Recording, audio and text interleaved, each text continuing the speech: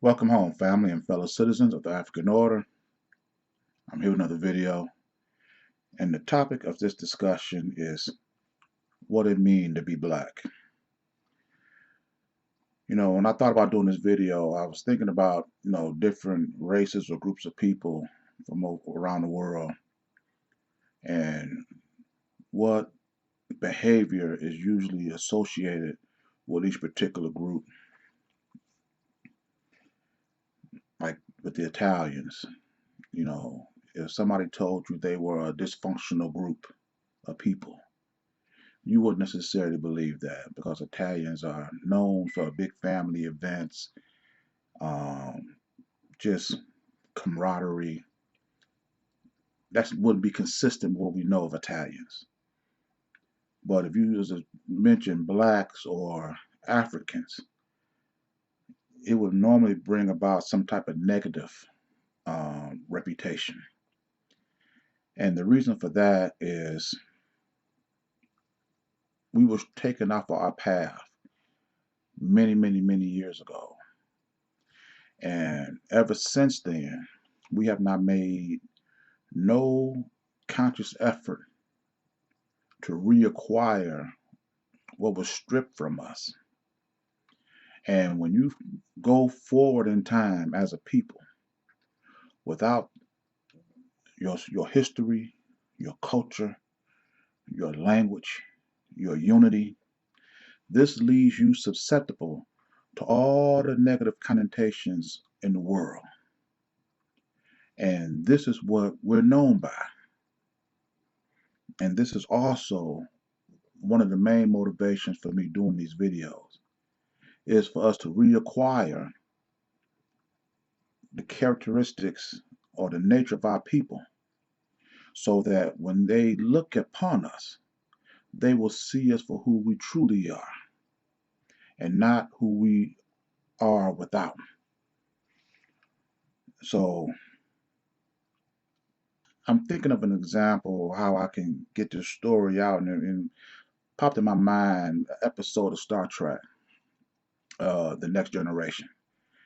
And I seen this episode a long time ago, and it just went right over my head. I was nowhere near as conscious as I am today. And when I saw it recently, I'm like, man, I cannot believe how much I missed just watching TV just to watch it. Even though it's an idiot box, but if you look at it with a conscious eye, you can pull out, you can extract some good information from it.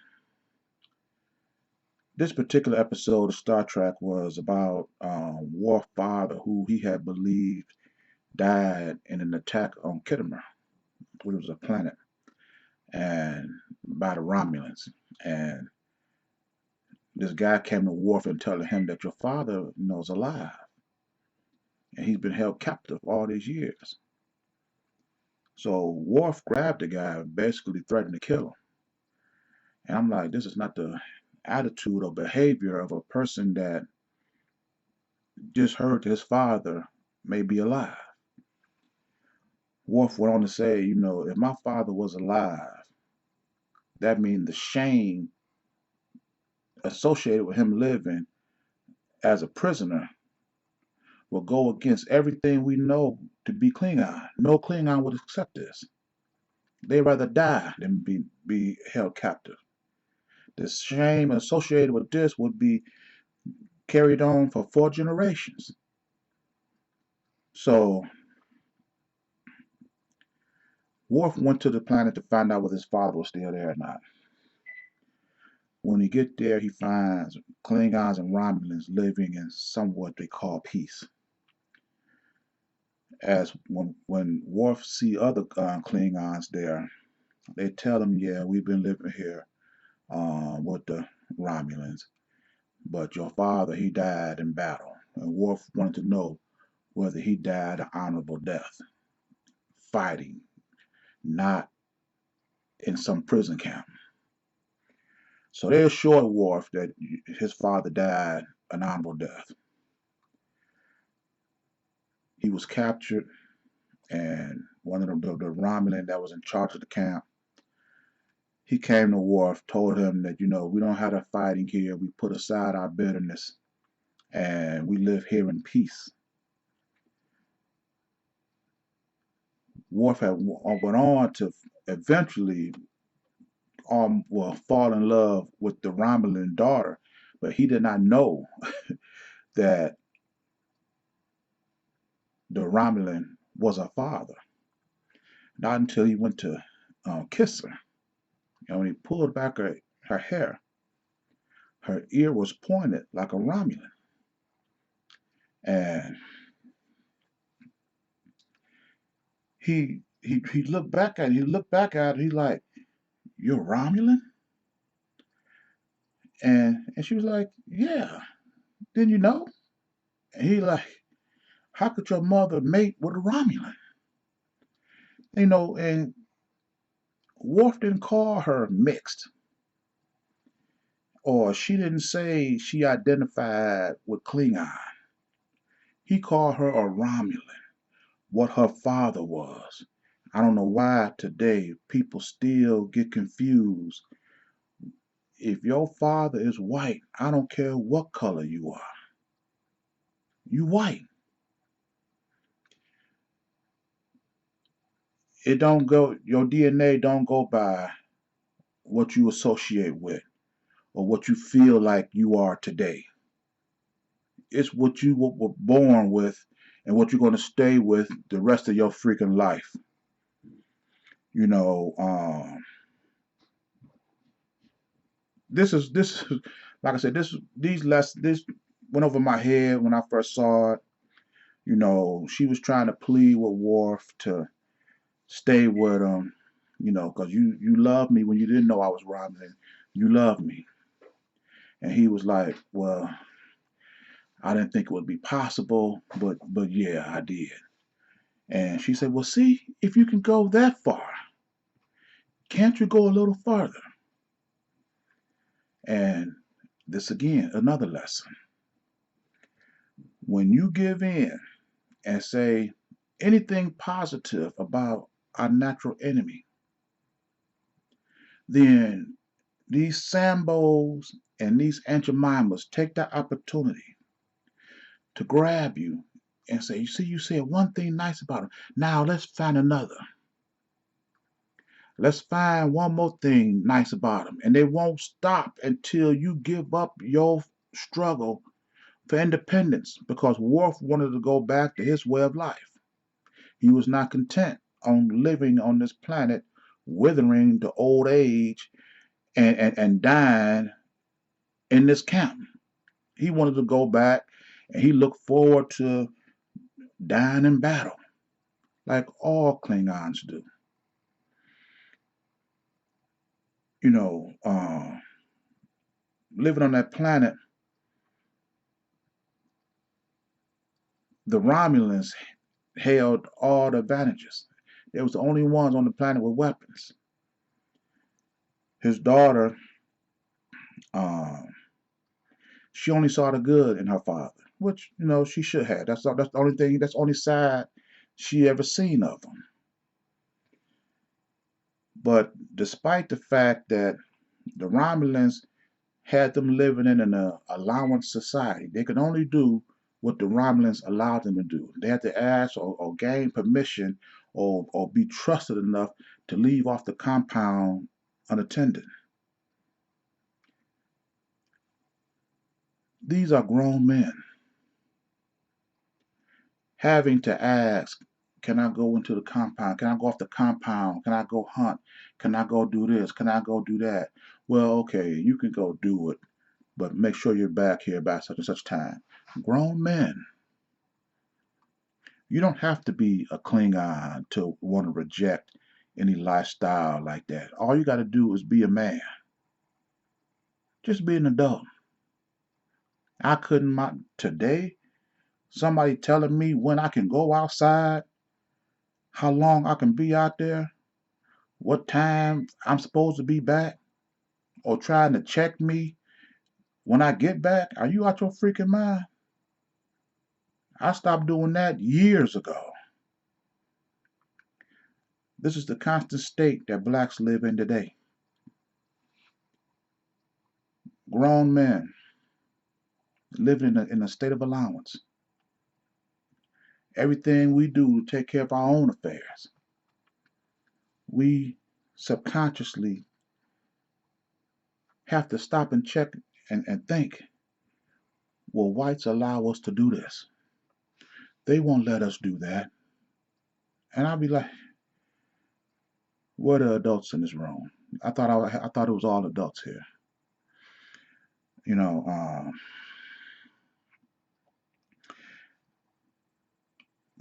one of the things about the movie, the episode that really hit home for me was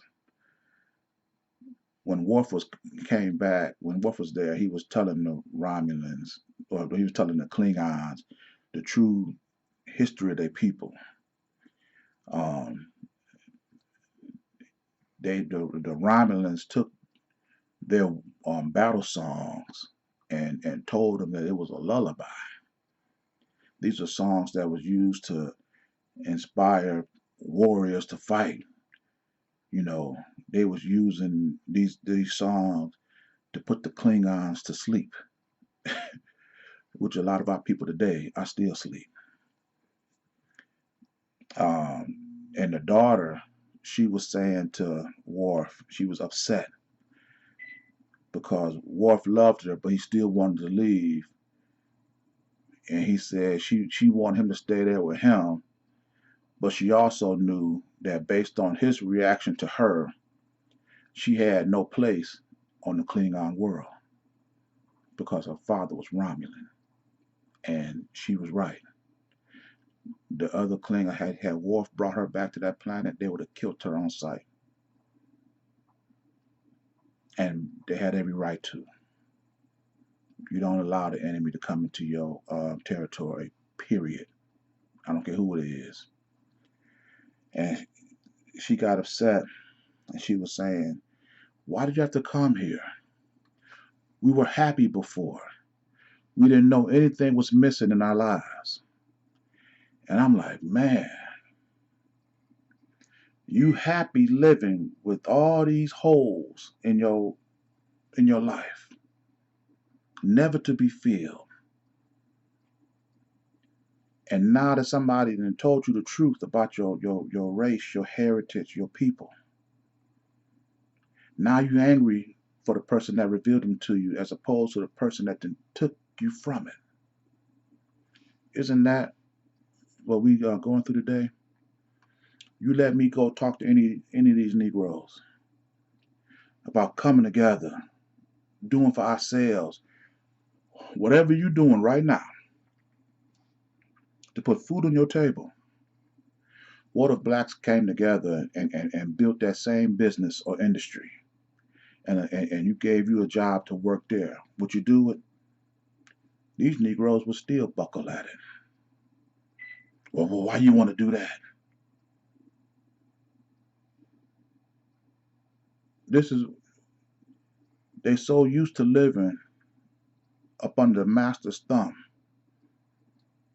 Any talk of coming from up underneath it, you can almost smell the yellow crawling up their back.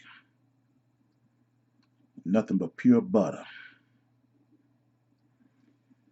You know, and when I got through watching the episode, I said to myself, blacks, we got to know what it means to be black. We got to develop a code of conduct that we adhere to, that we adopt, we place in our heart, we memorize it, and we act on it every day so that from this day forward, whenever somebody see blacks, they see us living in this black code. And then that will inspire other blacks to want to mimic our behavior. Because when we start acting as a group, we're going to start accomplishing things that we have never accomplished before. Or at least not in our history, not in our memory. This will draw other blacks in. But we got to start this. And the thing is, whites are not going to teach you this. They want you to stay happy with gaps in your history, your language, your culture, your heritage. They want you to live without that. And they want you to be angry at anybody who's willing to reveal these things to you. We already know how they feel about you. But it's one thing when we start feeling that way about ourselves. When I start telling you things about our history, about what we could accomplish, and the first thing that you think of is, why they gonna get mad at you? They're gonna arrest you. He gonna kill you. Well, if you feel that way, why are you still with him? Because eventually ain't he gonna get around to you? Or will you be happy once they do kill some more of your so-called black leaders and they stop telling you the story, so now you can go on and keep living your life without any? Would you want to live your life like that? I mean, really? I know I would not. This is why, like I said, when I do these videos, I do them to redefine our people. You know, to put back, not to take away, to put back in our lives what we had before. You know, I want to redefine terms and terminology so that when we are looked on as a people, we're respected, we're revered, instead of laughed at like fools, running around here working hard for somebody else. They are already depriving you of a vital essential needs. Then you listening to some talking mouth fool, and now he gonna convince you to stop working all together and go out here and march. And now you ain't making no money. And all they got to do is stop selling you food, and your hunger is gonna put it into your march, and you're gonna squash all the things that they're talking about you can accomplish. Just let them stop feeding you. Let them stop giving you water. That's gonna be a motivation to put into all that nonsense, as opposed to building your own businesses and institutions and leaving working for them and start working for yourselves. But that's, that's too much like right. Because a lot of these Negroes, they still, whatever they do, they want whitey right at their hip. They don't want to leave them. And that's our downfall. I'm looking at the paper, the news the other day. They're talking about um, penalizing Simone Biles, the Olympic gymnast, claiming that the maneuvers that she's doing is too complicated. Nobody can do this but you.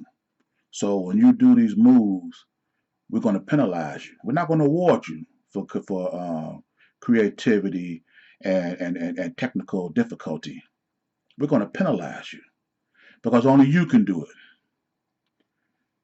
And I'm like, see, this is exactly why I want my people to get out of this situation and get within a governing body that we can decide how we live. Because as long as we are here doing this, what they want us to do, they get to change the terms, the conditions, the rules to whatever fit them. Now, I ain't never seen an Olympic competition where they penalize a participant for making the maneuvers too difficult for others to duplicate. But they do that when the champion is black and all the contenders are white. They lower the bar, and reestablish standards so that they can compete. Wouldn't it be nice to be somewhere where you can elevate to whatever height you can get to? Who made whites the benchmark of anything? We can ascend only to equality with whites. And this is what your talking heads, your Sambo black leaders, tell its followers that they want equality with whites. That's the last thing you should want. How about we ascend to our own level? You want equality? You own 100% of the businesses and industries that blacks use to buy their home, provide food for their family, buy all their essential needs. So why don't we split that? Take 50% and give it to the blacks. Why don't we have equality like that? They would never do that. They would never do that. So we need to start redefining things so that will strengthen and encourage and inspire our people, and stop living in this society where everything that we do is can be yanked away, stopped, ceased, limited at anybody white discretion. So when I look at the colors that Africa represent, the red, the black, the green, you know, we can redefine this, and I'm going to use this in a future video. This is going to be the beginning of our Constitution. When we pledge anything, we're going to pledge to this.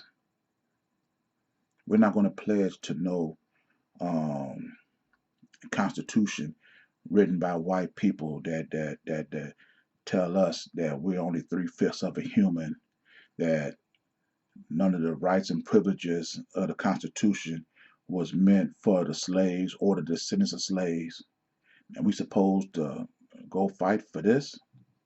We supposed to go join the Olympics to defend this?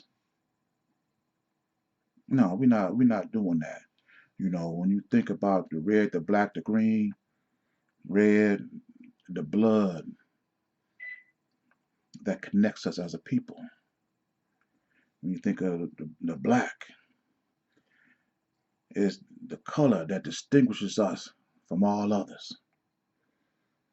When you think about the green, which is the land, any land that we are on and have sufficient numbers, we should be in dominion of. We should have complete domain over this land. How we live, we should be determining everything about the way we live. I'm not trying to say determine how white people live. I don't care how white people live. I want us to determine how we live. You know, and until we take upon these redefining of the red, black, and green, seizing control and ownership over the central businesses and industries that safeguard our way of life, they're going to continue um, taking advantage of us, picking on you, telling you when you can go outside, when you can come back in, and there's going to be nothing there to stop you. We have 50, 60, 70 years or whatever of civil rights movement, and we don't have not one entity that tell white people, you will not be able to do this to my people no more. Not one of them. We can change that today. When you take advantage of blacks today and you brag about it, that's like bragging about beating the Bulls when they didn't, when Jordan, Pippen, and Paxson didn't even play. Heck, anybody can beat them then. But when you pick on the people and don't have their heritage, their history, their culture, their unity, anybody and everything can mess them up, take them off course. But put those things back. If you put the Jordans and the Pippins and the Paxsons back on that Bulls team, restore our heritage, our culture, our unity. Now, let's see how much advantage you be taking of us then. It's a different story. But before I end this video, let me say this. We can continue doing what we're doing, which will continue us getting what we're getting, or we could do something different to achieve and take our people places that we only dreamt of. You know, we can either die and get to heaven, or we can unite and have our heaven right here on this earth. We can continue as individuals accomplishing nothing, or we can unite as a people, and then there will be nothing that could stand before us. And the sooner we get started, the sooner we can start winning. So I'm going to end this video here. And if you like this message, please share it. If you like it, also subscribe to the channel. And with this video, as with all my videos, it is for the complete liberation of my people. And I'll see you in my next message. Ashe.